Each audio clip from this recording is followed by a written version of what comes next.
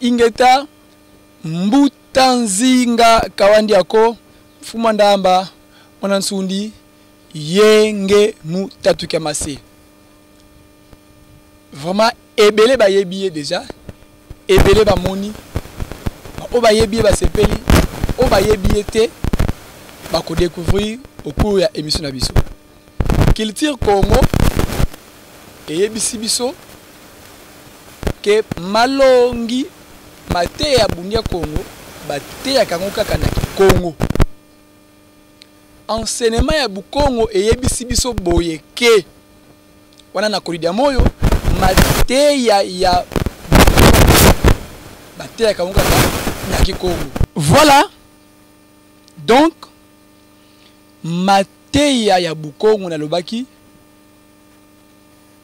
ezali kaka na Congo. Alors na ndenge bozo ko forcer biso to lobaka lingala ezali ke tozo ko violer et loi ya principe divine o ezali kolidia moyo. Alors nazo lancer message na tous les fils Benakongo. Il faut beau apprendre Congo pour que bo pesa biso devoir te ya ko interpréter kama te ya o ezali na Congo na lingala. C'est parce que et tout ce qu'on interprète ezali ba momu susu oyo ezali na Congo na lingala to yebi yango te parce que naza mongala te to ça bangala te. Alors devoir on a ezali passe, mais en tout cas toko zala bilingue, toko mélanger lingala Congo pour que tous les deux côtés oyo ba maîtriser Congo ba ko bien ba maîtriser pe lingala. Alors oyo bilona le webili Congo te bo essayer pe ko apprendre par rapport à double langue autre utiliser. Donc na ko ne mbangu et pas ya invité na ngai à se présenter pour que boye ba mutu azali en face na bino ezali nani mbuta muntu yenge mbuta ingeta mbuta muntu il se présenter pour que bandeko o bazo kolanda biso bakuzaya nge inani ingeta bonso bona fu kya bana ba Kongo mono nkumbu ame mbuta kiese kya mundengi ngudi ame vuilu muluvila la kindamba sedi ame vuilu muluvila la kindamba idina ngena mwendamba ndamba yenge kieno mutatu kya mase.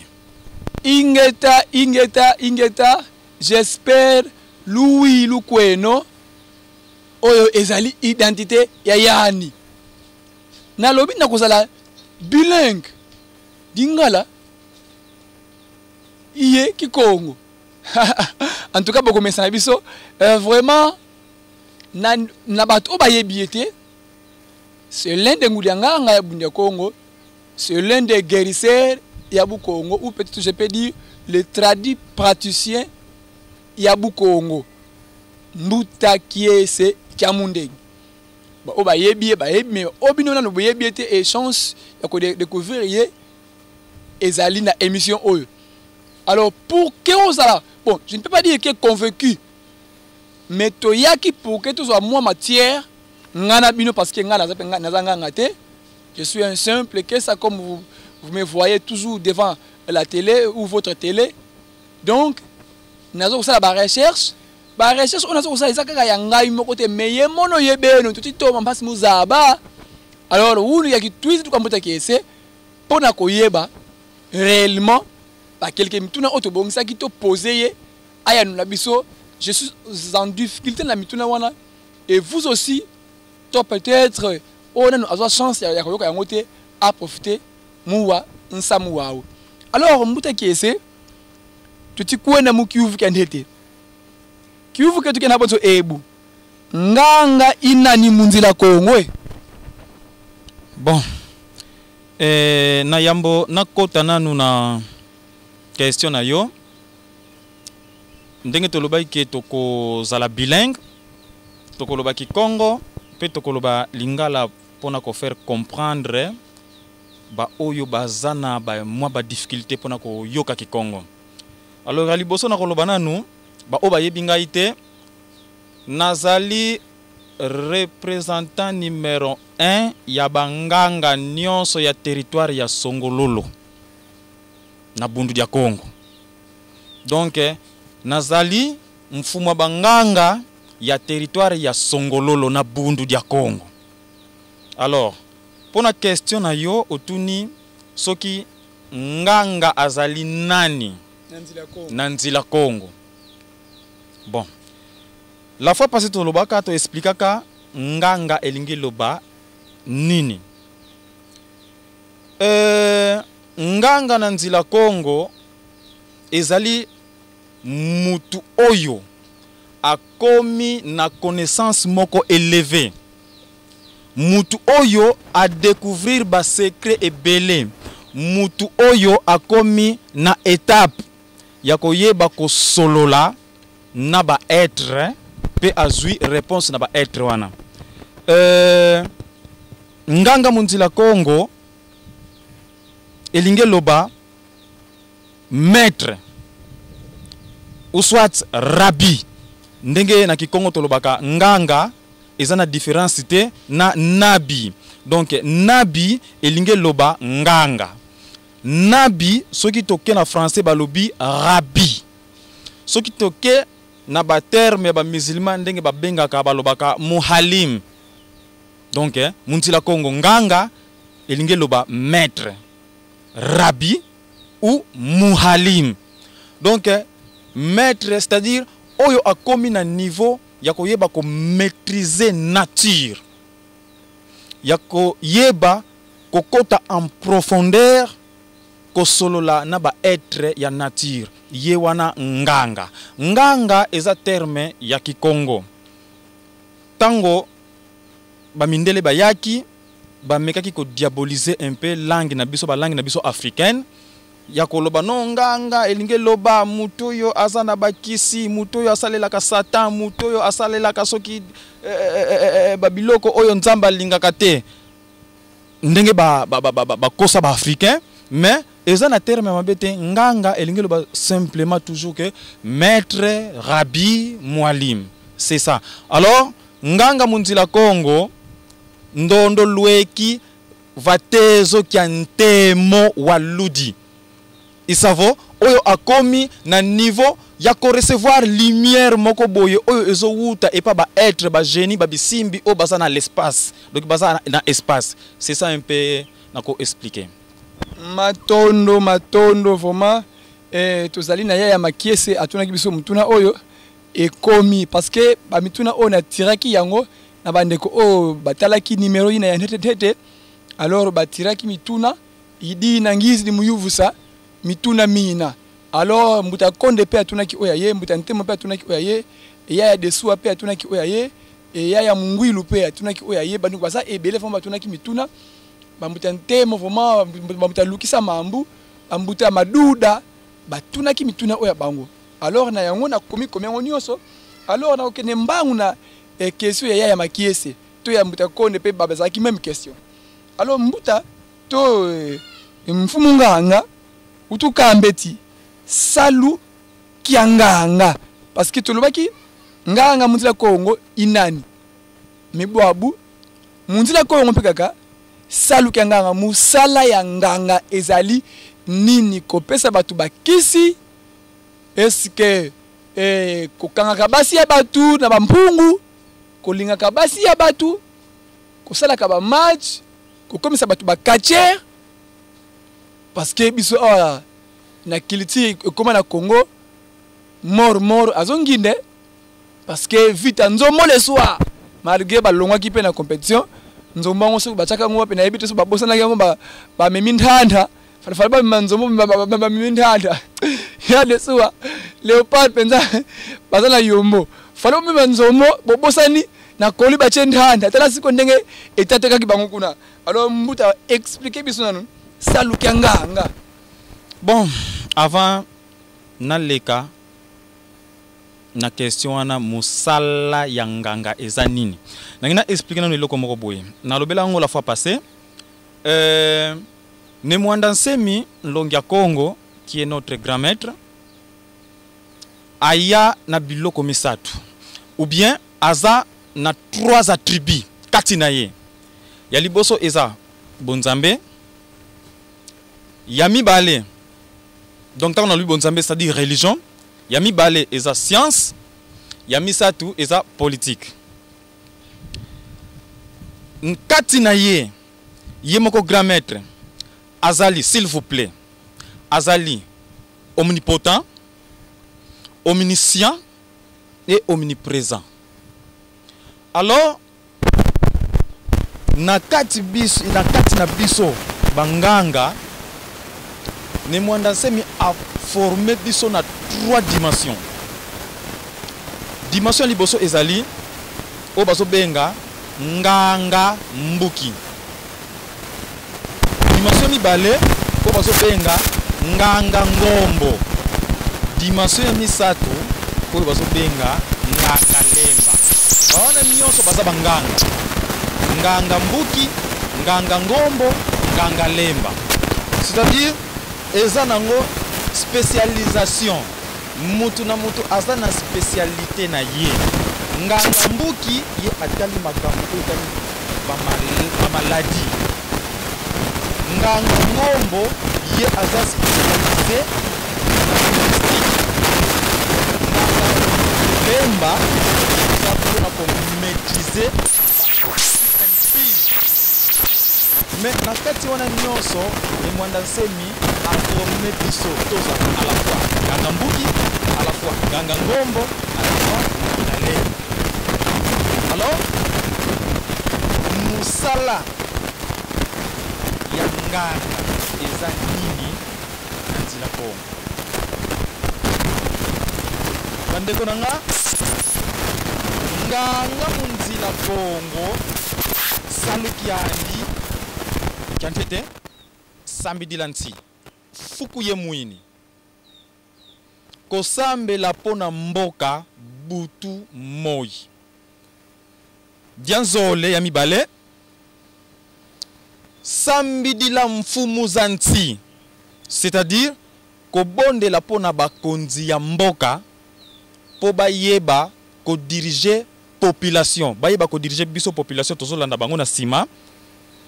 Ya misatu pona kotala na misu ya molimo ba maladi nini oyo ezokota na mboka, oyo banguni na biso bazokotisa na mboka, na ndenge nini foto yeba ko épanouir peuple na ba maladi wana oyo ezotungisa mboka na biso. Donc nganga azawana pona ko veiller spirituellement na moi pena butu. Mais mutu na kati yote, musumu na kati yote, a olobi ko réveiller pour que peut-être ba maladi oyo izo kokota na mboka. Ona sikoyo bobomi OCC cop. Non, OCC ye azosala na kimosuni parce que eza na ba maladie ebele kota na mboka eza spirituel.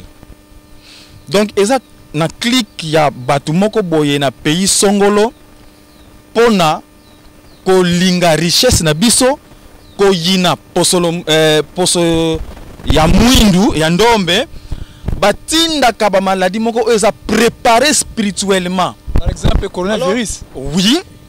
Alors wana OCC akotika la koyeba ngote parce que OCC ye azo contrôler biloko ko lia na biloko auto consomaka ezokota na kata mboka ye azo contrôler wana, mais o etali spirituellement OCC akoyeba ngote. Alors o eza spirituel bangudi zanganga kaka balenda nga contrôla mambu metikuiza momo mena fuma mbivu so malenda bebi sankangu nganga wena vovo mu sala contrôler yetani na nkangu mukinsuni ye mukimpeve.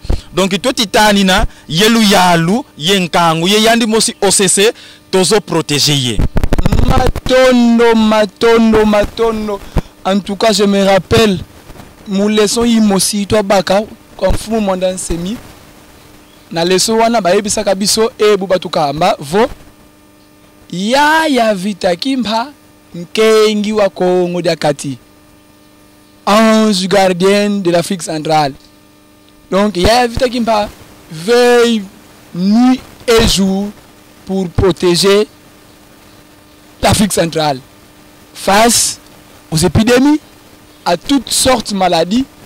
Bale na koti sa kunsi eto mudi odo ya vitakimba ya ni waika evo nkengi wantimansi Donc là, vraiment, je suis d'accord avec Mbouta Kiese.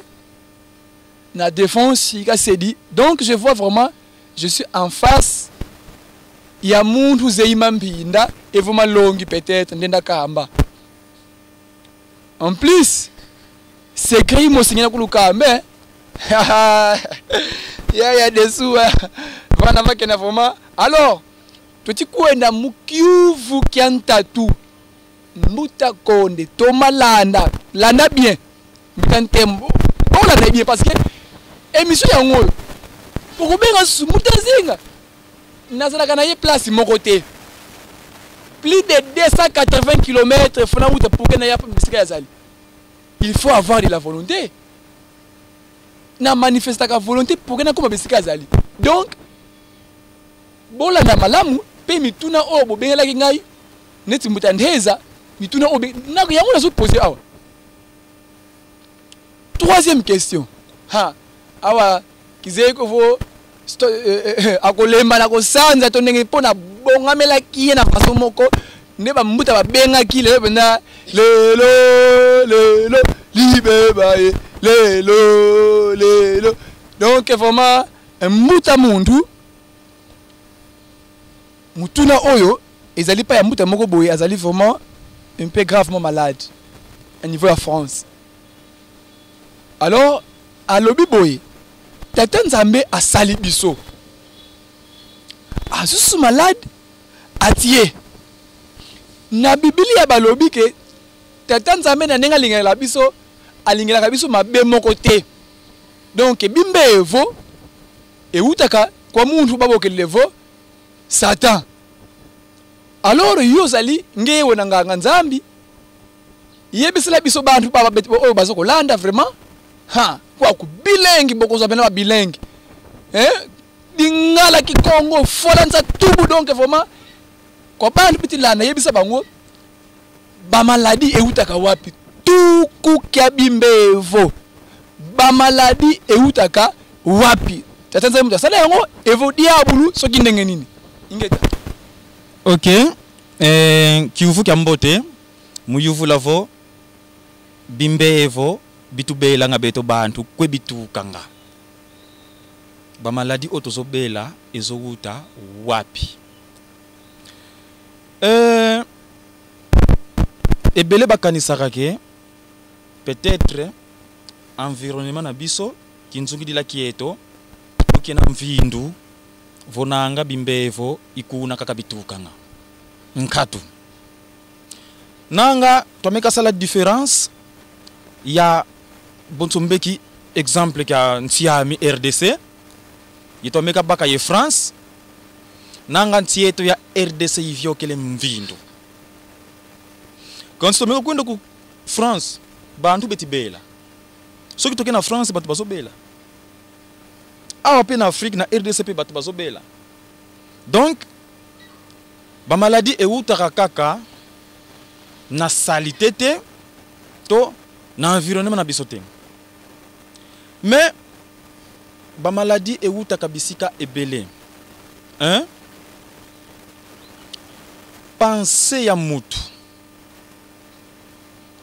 ekoki ko créer pe une maladie na kati ya nzoto na ye. Pensée ya mutu. Parce que ngindu. Parce que nkaka ni mwenda semi utukembi ya ndivo mu malongi makinganga ya ndivo vozolele wakala ye vimpi dia mbote yindulanga mambu mambote ngindu za kuzifitikala za mbote, c'est-à-dire penser na yo makanisi na yo il faut ezala kaka toujours ya malamu ekoyeba kwa porter santé ya malamu pe na nzoto na yo. Mais soki makanisi na yo eza ya mabe ekoki pe ko provoquer plusieurs maladies na kati ya nzoto na yo. Okoki kozalaka chaque fois na kandate, okoki kokanisaka toujours mabete. Il faut cerveau na yo ezala propre, ezala ya kosokoma na makanisi ya malamu. La okomona santé na yo pe kozala malamu, ba maladie mususu ekoyi yela yo te. Ya mibale ba maladie mususu eutaka epa ya biso moko na sens nini okendaka kokota ndaku moko boye na ba maison oyo biso toyebi ba loge ebele toyebi et provoquer yo ba trouble ebele ebandi komemelo pasi na kati ya nzoto.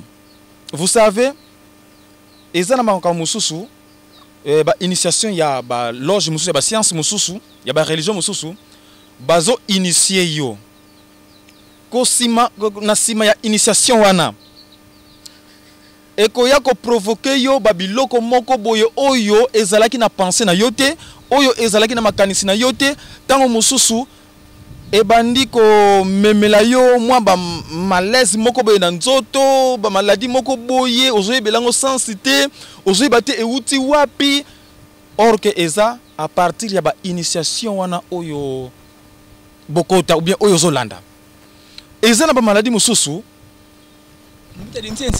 to soigner le comment parce que souvent bato babanga comme initiation. Oui.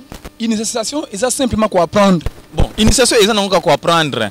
Donc parce que bato bakubanga déjà on gagne natanga ka bible kasi c'est ça pour quoi apprendre ça initiation bible otanga wana. OK. Eza initiation parce que koye kusamutu likambo moko oya yebiti eza initiation. Donc ko recevoir connaissance oyo yebiti eza initiation. Alors eza na maladie mususu mutu ya mutema mabe asepelite po yo ozo kende liboso oza na mwa bozui asepelite lokola olataka na yo bien asepelite lokola olataka na yo malamu asepelite lokola ozo tangisa bana no classe ya bien ye lokola azo kokate ki motema mabe ebotami ntima wambi kondwa kwa zola. Voilà. Mbaluza ntima. Kondo kwa zola yikoko kutisala provoquer diaka muntu kakuvanga mpasi kakukotila kimfunia kakuvanga mpasi kutubila bimbevo mpasi vongewa mona mpasi. Voilà. Ba maladie mususu ezowuta epana biso moko batu. Maladie mususu oui ewuta kape na microbe. Ndenge na lobaki ke nature na nature na biso to environnement na biso eza trop sale mvindu tellement que gouvernement azokoka kozwa biso en charge te bafulu par-ci par-là donc nayebi kutute alors ba maladie mususu pe ezowuta na bibisika wana donc ba maladie mususu eutaka na ba microbe o ezali nzinga na biso. Voilà oyo na kwa ko expliquer un peu. Matondo vraiment tozali liboso ya un sage o vraiment azoko ko yanola biso malembe biso na Kinshasa to koma na slogan yimo aussi toi ya yika yetu ku Kinshasa. Donc salité et comme André Kimbuta. Fulu et comme André Kimbuta. Alors ba maladie na biso to pesa on combo André Kimbuta neti ngala benga su typhoid te na benga su malaria te so muta be osobela nini azobela André Kimbuta muta comprendre mamo André Kimbuta parce que atikela biso ba fulu imosi ku Kinshasa tala kansa kako hatika yani wizi kutuvana malaria mantisi ku Kinshasa André Kimbuta. Donc ces genre babantu bana ba fiti kangwa parce que ba yiko attribuer biso ba maladie gratuitement. Parce que vous verrez des mamans faire leur vente devant ya bezi foulou kuzula ma foulou kuzula ma touvi kuzula ya bimbe bingi vraiment et cette maman là vend des arachides bona ko na baking ba ona mekene beki kimevo. Ils en vendent aussi des légumes verts bon sozine saki matembele yibia bingi beteka fazula fulu. Donc Mbuta qui c'est vraiment il a totalement raison de dire que environnement inatanga vraiment bela tala fanyena ndoko ngiti vumuna donc nazo ko respirer calmement na kozonga sukinte arie itali bino kuna kina futuka yako mtili kwako émission nebité subo tinanga énergie awa na saila ka akureza na te na kozoka sukini tepo awa kitoko leki kuna enfer en tout cas na kena question ya disolele na ya zola bazaki na question moko mbuta mundu ya disolele la tulinga iboy ah mbuta ngape na ndima banganga te po basoka ba po ngolo zanganga kwezi tukanga makasi na bangu bitaka wapi est-ce que batu baliaka ba esprit wana sikoyo yango ne sikoyo ezoko limataka bango to ndenge nini tunelanga mutakieze pona soka soni pona benga ye tala kaka ngape naza mfumandamba yepe mfumandamba anazoka yesoni ngana na kotudela yo kese vraiment alors yaya evo mbuta utukambeti ngolo zanganga makasi ya kibonganga boro pesa kingai wana oyo kata kinga ona senga kiyo ya sibolite jour wana bima na couloir ya sayo boye moni sayo na makanza nazo bima boya moto moko boya tuti ngai taka baluba ndenge bazalaka muti kayasa na kawo ngane mutakeza bima bia mambu sinata alors makasi wana ngolo zanganga kuzituka. Merci.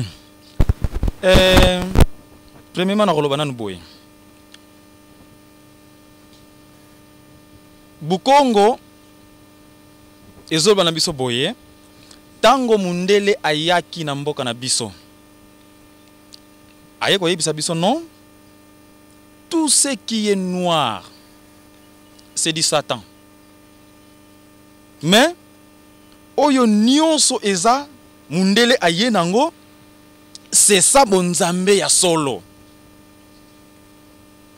Ndenge mundele aye kokosela biso. Tout ce qui est noir eza bosatana. Eza bonzambe te kisi. Mais oyo mundele aye nango na basantu na ye na bikeko na ye yango nande kibonzambe. Bikeko na biso nyonso to bwaka. Bampungu na biso nyonso to bwaka. Permettez-moi parce que na koti terme ya mpungu bamusuba ko c'est que aza vraiment nganga kisa comme lobela na bampungu mpungu elingolo banango toujours lendo Puissance. Puissance pondenge tozolo batata nzambe ya mpungu c'est-à-dire Dieu tout puissant exacte que peut-être mpungu bokanisa ke kisi moko boye ou bien soki nini non mpungu elingolo ba toujours puissance lendo classe moi ça la confusion au développement on peut dans moko ndenge ozo pesa explication oyo OK nzambi batu baba selon vous vamu alobaki nzambi qui signifie nza qui est le pays mokili mbi elakisi mabe donc nzambi elakisi mabe donc ne to bengaka nzambi wiza to bengaka mabe yango na Congo zo kufa yango na Afrique zo kufa mokili pezo kufa est-ce que ça solo nzambi elakisi en tout cas bolimbi sanga wana vraiment nako bengango ba n'importe quoi. Donc ce que zo koka ou bien oyebi ko maîtriser matière c'est inutile ya okendo lobaka n'importe quoi. Na Bukongo na bundu ya Congo ou bien na culture na biso nzambi vient du verbe du mot kuzambilakana. Donc c'est-à-dire être partout. Kuzambilakana. Être partout. Être partout. Donc tango tozoloba tata nzambi c'est-à-dire être oyo azali partout. Dans quelque sorte beto mbundu ja Kongo tukumboki dilanga ne Kongo kalunga walungila mubabo yebia bio yandi kwandi tata nzambi ne Kongo kalunga mukadulu kiandi kya zola ne Kongo kalunga walungila mubabo yebia bio. Donc être partout. Nzambi vient du mot kuzambilakana. C'est ça.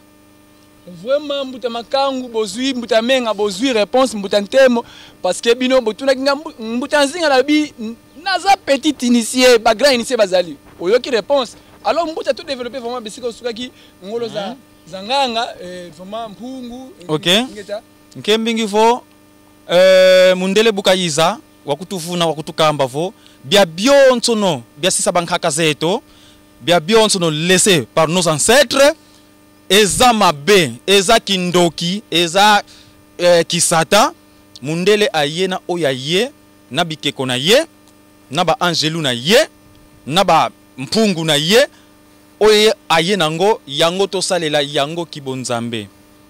Mundele ayaki kokosa biso parce que amonaki biso toza très puissant, alors il faut à distraire biso. Il faut à distraire biso comme ça puissance na biso ekita tosalela oya bango babanda ko dominer biso batia biso na colonisation na bango.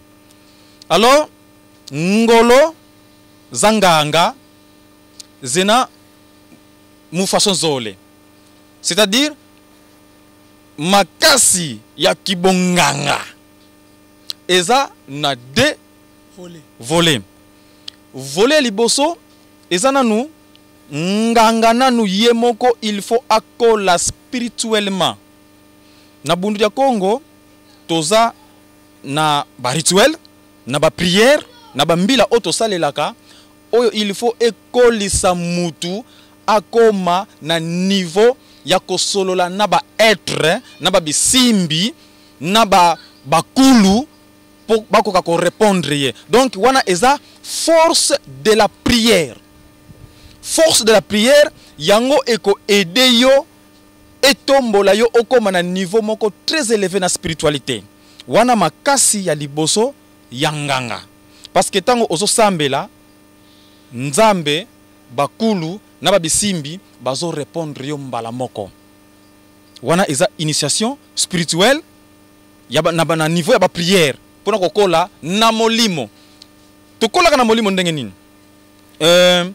Ne mwanda nsemi ayokusa biso eloko moko boye apesa biso ba prière o ezali il faut être développé nanu maître o azakati na yo, c'est-à-dire ange gardien oyo azakati na yo, esprit oyo azakati na yo, esprit oyo ezakati na yo yende nzambe ya solo azakati na yo. Alors il faut développer esprit wana. Tango o développer esprit wana, lumière e bandi ko sa croître kati na yo. Tango lumière wana e bandi ko bima, e bandi ko benda ba être o ezali nzinga na yo. E bandi ko benda ba mpeve ya bakulu o eza nzinga na yo. Alors nde okomona ba être wana ba esprit wana nde e bandi ko saleleo parce que ba découvrir déjà oza na lumière kati na yo. Alors wana force aliboso premier volet. Force ya mibale na bukongo to na nzila Kongo epekisami te vo muntu kakala ye futu ngolo sanzole futu elakisi nini. Donc futu elingi koloba umoni nakozwa mwa non toke nanu na mpungu te futu elingi loba unakokozwa likasa moko boye mwa nzete moko boye mwa musisa moko boye na zuyango na sangisi yango na kanyango na mwa kitendi na ebisi mbuta omuni eloko soki otiango na poche olobi ke bon nazo kende Matadi to nazo kende Kinshasa tango o se concentrer pas au limo okomi na Kinshasa okokozwa mwa likasa nzete libanga to nini otie na ebisi mbuta eloko osoko tiango na ndaku na yo moyibi akotikala kokota te. Soki moyibi akoti oya kokute na kati ya ndako yango na to bengi ba mafutu.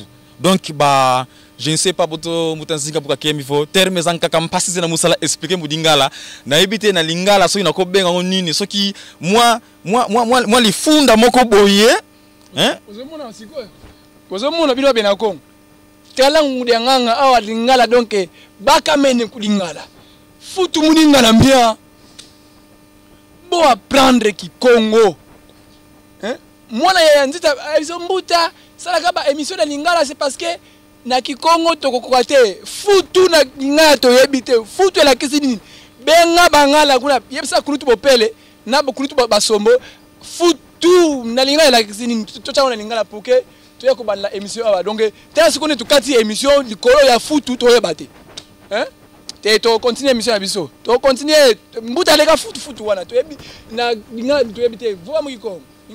OK.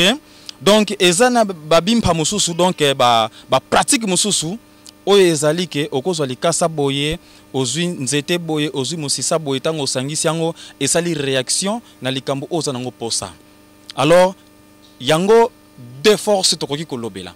Donc force ya liboso eza na ba prière, force ya mibale eza na ba futu wana. Donc tango na luba mafutu wana na sangisi yango na ba mpungu na ba bikeko parce que ba bikeko wana ezoko appartenir na ba mafutu wana. Donc kosalela ba mafutu, kosalela ba bikeko, kosalela ba mpungu eza mabete na nzila Kongo. Mais ne mwanda sema ayebisi biso boye. Oui, eza malamu pona kosalela biloko wana. Eza bien parce que mutu tango azo vivre na mokili, il faut azala na biloko moko boye pe e ko protéger. Oui, c'est bien.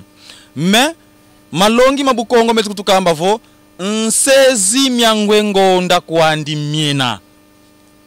Nsezi myangwengo nda, c'est-à-dire eza nango tamoko boye tokoki ko passer nango. Mais vraie force, la vraie force, nourrir votre esprit. Okola na molimo.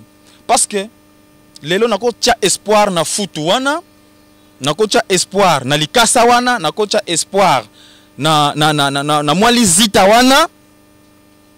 Mais nako koma quelque part boye ba kokoso. Par exemple, net biso ato bundaka bitumba, nako koma place mobi bakanginga ba botolinga futu wana.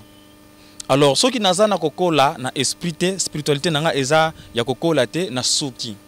Mais tango nazana spiritualité ya kokola, en tout cas atakutu bo nyonso o nazana ngo par la prière nakoki ko s'en sortir.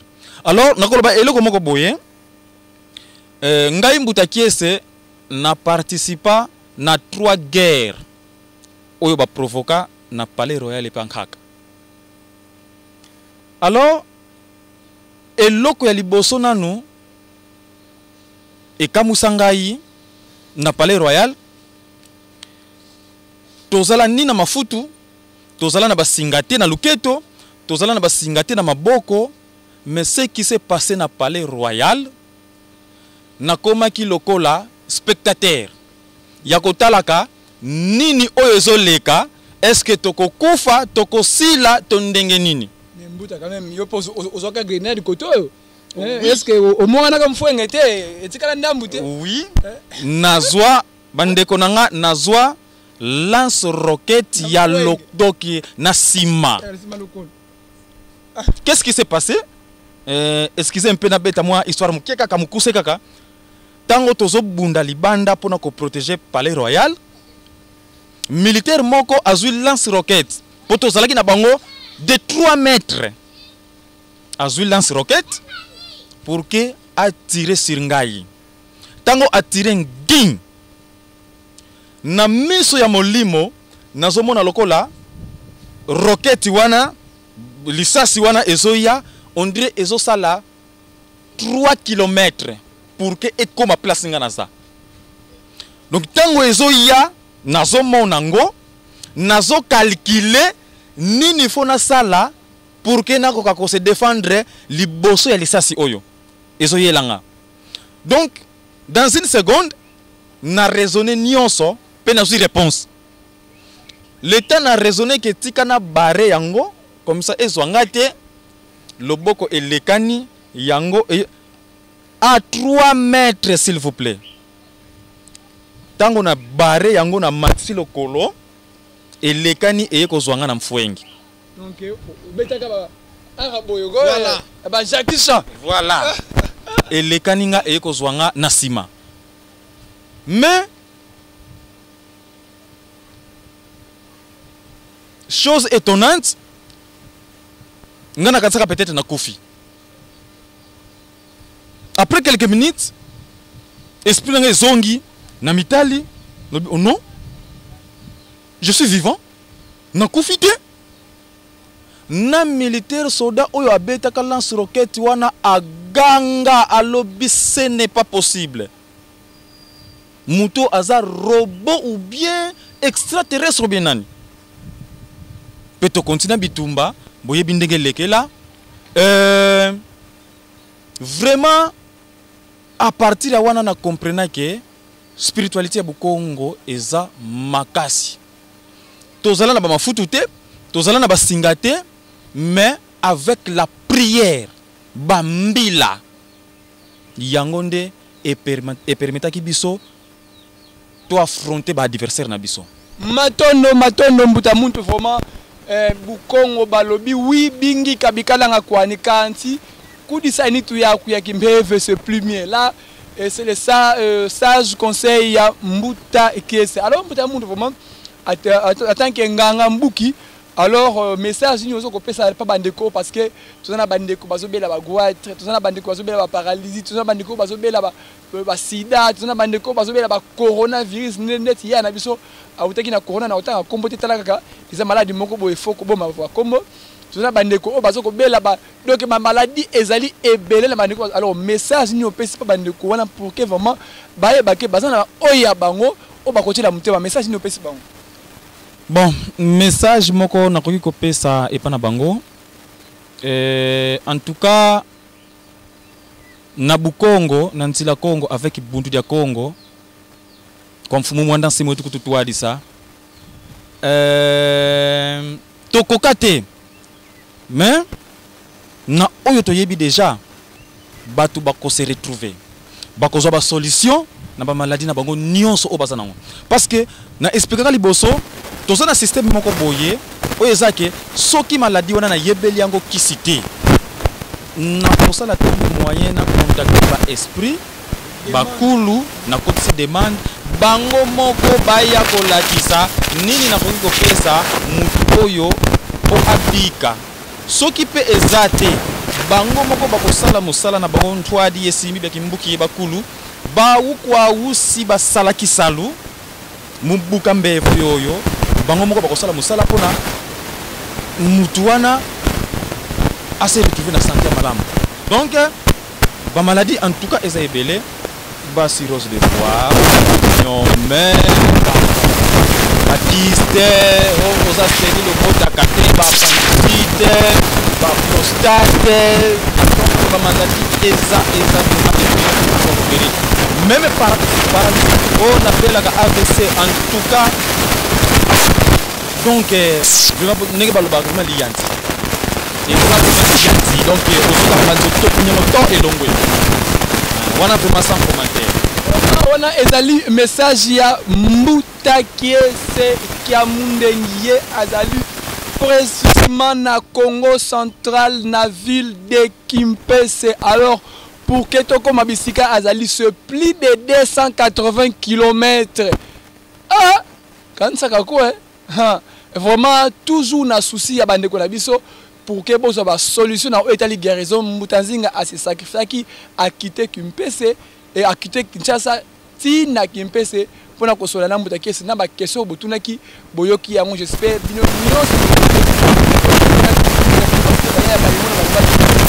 nyonso yango yo et comme alors mbuta contact vraiment contact et vous allez malamu mingi. Alors numéro nanga ya contact ezali plus 243 84 135 00 00 nazozongela plus 243 84 135 00 00. Alors nazo pesa bambote na babiyenge epa ya yaya makiese na Londres, na pesi pe biyenge epa ya mbuta ajani na Italie, mbuta longo. Bon, en tout cas basa ebele mais biyenge na bino nyonso bisika nyonso bozolanda biso na France, na Italie, na Angleterre, na Pologne, bisika nyonso bozali. En tout cas biyenge na bino mbuta kiese alingi bino mingi. Ingeta, là c'est votre humble serviteur, l'Église du Congo central. C'est vraiment numéro là. Alors tu commis presque na souka numéro na biso. Alors ngana lobaki chaque descente faut bora. Donc bora 6 bolites et ta gloire moko munzu. Wa kuna fulu la noke ba dunia ma. Mwana yamulolo yani yamvia kisa mantian sakala mukavana babu kali mwa ndenge na Yesu suboro musu ya sika fwe kota pona yebi awa na ye ba boro eza ebele j'espère na zo bo nina parce que ba mon la pe to na ba bis ya donc er recevoir ba no mon lo ba no le maman comme ne ça comme ne si moi na ba donc bon na zo tour ya ngo en tout cas alors j'ai dit un grand bail